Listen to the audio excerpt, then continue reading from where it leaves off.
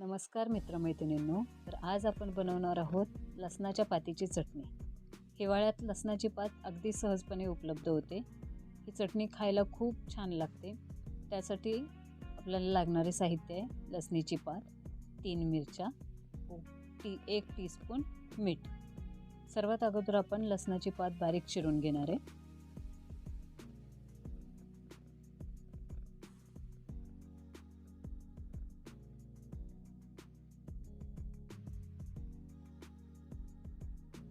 आपली लसणाची पात बारीक चिरून झालेली आहे। त्याच्यासोबतच आपण ज्या घेतलेल्या मिरच्या आहेत त्या सुद्धा चिरून घेणार आहे।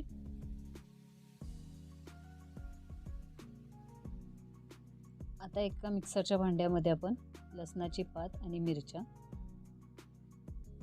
एकत्र टाकणार आहे।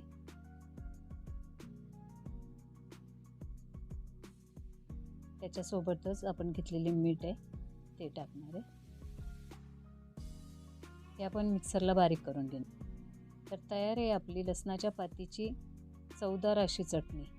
चवीला खूप सुंदर लागते। अशाच नवनवीन व्हिडिओ बघण्यासाठी माझ्या चॅनलला सबस्क्राईब करा, व्हिडिओला लाईक करा। थँक्यू।